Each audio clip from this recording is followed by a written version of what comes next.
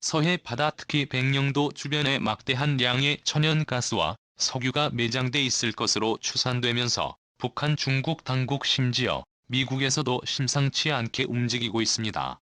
앞서 2018년 미국은 백령도 북부 서해안만 북한 난로 소조선만 일대의 석유 개발을 미국 당국이 협력해 개발하기로 했으나 무산됐습니다. 하지만 그보다 최근 더 남쪽인 백령도는 한국형인데 그동안 거리가 너무 멀 뿐 아니라 북한이 안보 위협이 심한 백령도의 지정학 특성상 석유 탐사 장비가 반입되기 힘들었으나 백령도에 공항이 생길 것으로 관측되면서 백령도 주변 광물 자원 탐지 및 전문 인력 투입이 점점 용이해질 것으로 관측되고 있습니다. 이러한 상황 가운데 석유 냄새를 맡은 중국 당국 측에서 한중 양국이 경계를 확정하지 않은 우리 측 수역에 석유 시추금을 불법으로 설치하고 나섰습니다.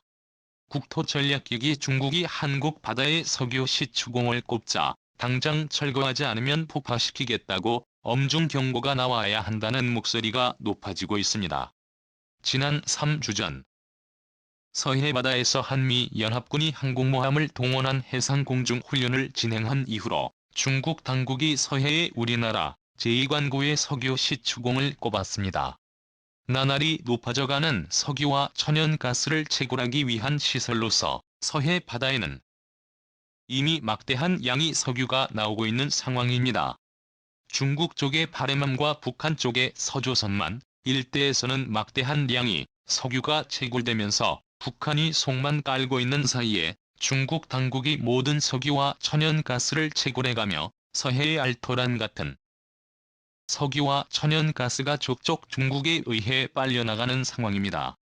이러한 상황에서 아직 경기가 미확정된 우리 바다인 제2관 곧 수역바로 앞에 중국 측에서 이번엔 제대로 석유 시추공을 꽂고 있는 상황입니다. 우리가 여러 차례 항의를 했으나 완전히 무시하고 석유를 채굴해 가겠다는 겁니다. 때문에 일각에서는 즉각 철거하지 않으면 현무미사일을 동원해 폭격을 해야 한다는 목소리가 높아지고 있습니다.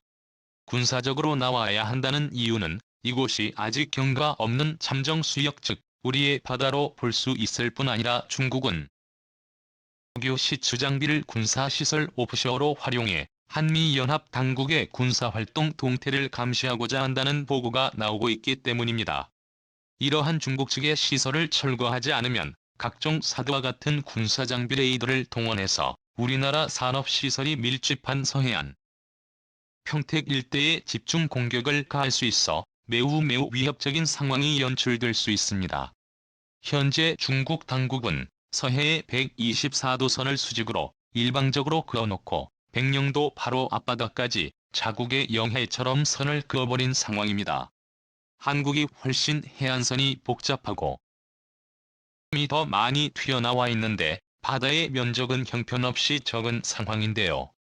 중국이 인구가 훨씬 많은 이 124도 이후로는 한 채도 양보할 수 없다는 입장입니다.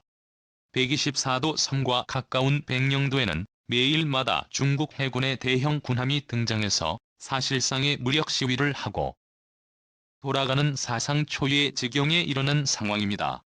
전문가들은 만약에 이번 석유 시추공 사태에서 한국이 한 발 물러나거나 고개를 숙이게 된다면 한국은 백령도 앞뿐 아니라 124도선의 일렬로 중국 당국의 해상 오프쇼 감시 장비가 설치될 수 있을 것을 경고하고 나섰습니다.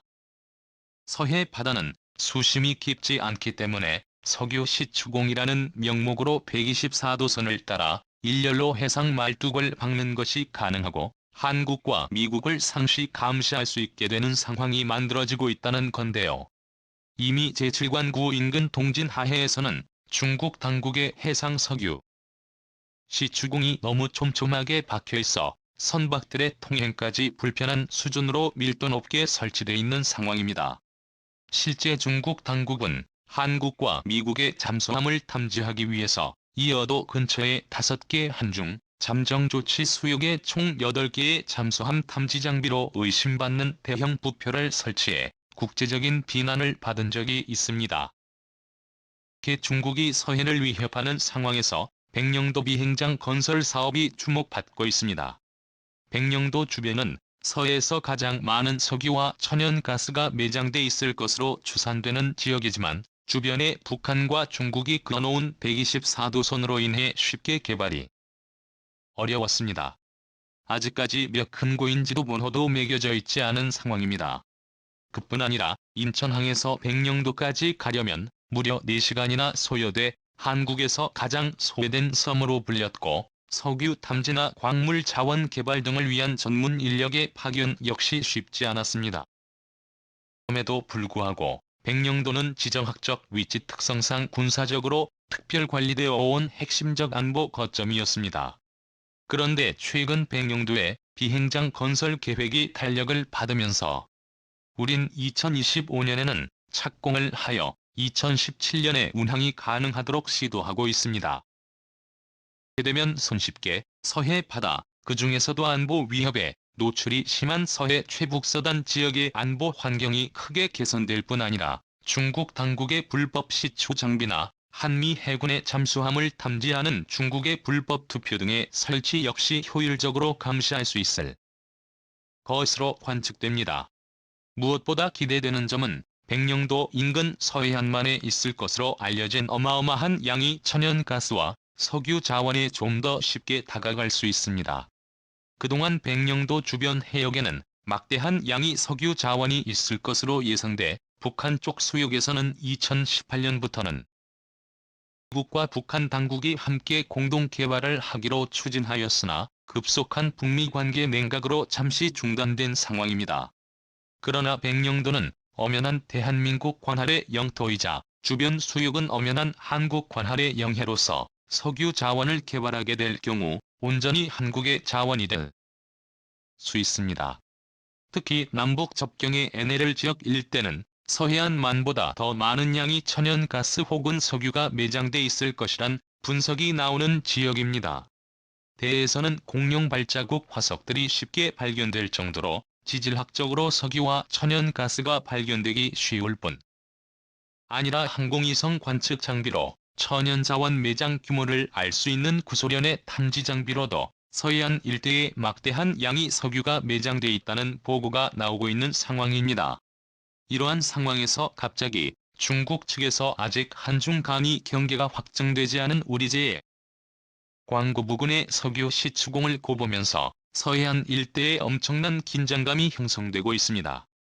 이러한 상황에서 미국 측의 항공모함 전단들이 또다시 한반도 주변으로 집결하고 있습니다. 지난 3주 전 미 항공모함을 동원한 서해안에서의 한미연합훈련이 있은 이후 로널드 레이건 호를 비롯한 주요 항공모함들이 한반도 주변에 배치됐습니다. 자칫 중국이 서해안에서 한국을 위협할 경우 그대로 한미 상호방위 조약에 따라서 미국이 직접 중국군을 타격하기 위한 것입니다. 중국 측에서 최근 들어 우크라이나를 침공한 러시아와 밀착 행보를 이어가면서 막대한 자원을 매개로 러시아, 중국, 인도를 이어주는 새로운 경제권 벨트를 만들기 위한 작업에 진입했습니다. 중국은 인도와 앙숙 관계이지만 위안화를 중심으로 돌아가는 달러 패권에 도전하는 자원 경제 블록을 만들길 하고 있습니다. 중국 측은 이러한 미래에 앞서 1970년대 이후로 달러로만 결제를 해오던 사우디에도 접선 하여 위안화로 결제할 수 있도록 추진하는 상황입니다. 중동 국가들 인도, 러시아를 아우르는 위안화 블록 경제권을 만들려는 것입니다.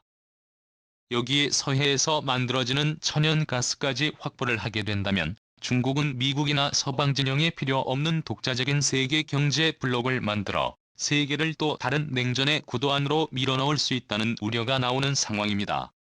과연 한국은 제2의 걸프만 혹은 카스피해가 될지 모른다는 서해 바다의 천연자원을 온전히 우리 손으로 개발해내 자연 독립국의 꿈을 이뤄낼 수 있을까요?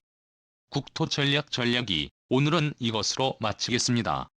시청해주셔서 감사합니다.